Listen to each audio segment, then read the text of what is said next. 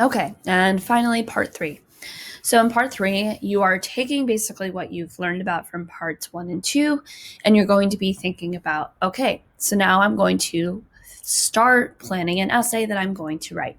You won't be writing the essay this week, but what you will be doing is kind of the first part of it. You will be picking an issue, writing a claim or an argument, and then you're also going to think about what evidence are you going to be using. So for part 3, this is a summative assessment grade, aka a test grade. So be sure to actually do it. And again, this is going to help you next week when you're writing your body paragraphs for the essay, because you're kind of doing the heavy lifting now. You know what you're going to be writing about, you know the documents you're going to be using. So this is the place for you to say, okay, this is how it's going to work, right? So first what you're going to do is you're going to be writing your claim, but you have to identify your issue. So we actually copied and pasted in the chunk of the enduring issue rubric. So for this first part, this is how you'll be graded. So you will be graded on whether you identify and define the issue, and then also your argument.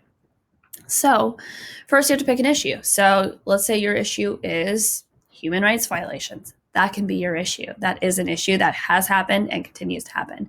You could also say like conflict or impact of ideas and beliefs, or you could say genocide, whatever it is that you're picking, as long as it's in the 3 documents that you read, that could be an issue. So you write your issue there.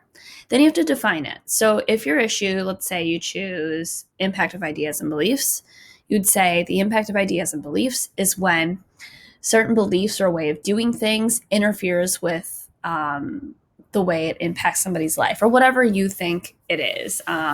You'll write your definition there, right? So that is the first part of this. If you do that, you will get a 5. Yay. Second, you're going to write a claim. That would be the second part, the argument part here. Claim is an argument. It's you're saying, I'm going to tell you this in my essay. So you would write your enduring issue here. So if you chose impact of ideas and beliefs or human rights violations, whatever, you would write that there. So you could say impact of ideas and beliefs is an enduring issue because it has had a significant impact on people all over the world throughout history, as shown by, and then you'll write basically the title of the documents you read. So for me, if you watched the video before this, I would say, as shown by, as shown by the Cambodian genocide, by the Uyghurs in China, and the anti-gay law in Russia. That's the best way to do it because it shows your reader, this is what I'm going to tell you about in my body paragraphs. So my first paragraph would be about Cambodia, the second about, and so on, right? Some of you are like, hey, can I just write as shown by documents 1, 3, and 5? Yes, you can, but you want to assume your reader actually has never seen these documents. You want to assume that the reader is getting this information brand new, that they have no idea of it, and you are going to be telling them this. So it is better to say the topics there. Finally, the last part you're going to be doing is outlining your evidence. So this would be, I would say, like document 1, and then like if I want to remember Cambodian genocide, I could literally copy and paste some information from the documents. If I was like, okay, there was like a quote in here I really liked. A better way to do this, though, is to paraphrase. So if you want to write like Cambodian genocide, like communists gain control of government, force people onto farms, brutally rape and treat them, almost 2 million die. Like, that's my own words. I just started listing it. So things like that. So you're like, okay, this is what I need to write in my paragraph. The only other side of this is the outside information side. So I just wrote about document 1, the Cambodian genocide, and I was talking about how the communists came in and they took over and all of that. So remember, at the end of every paragraph, you should be saying another example similar to this in history or today. So another really great connection for that paragraph would maybe be talking about Mao Zedong's Great Leap Forward or Stalin's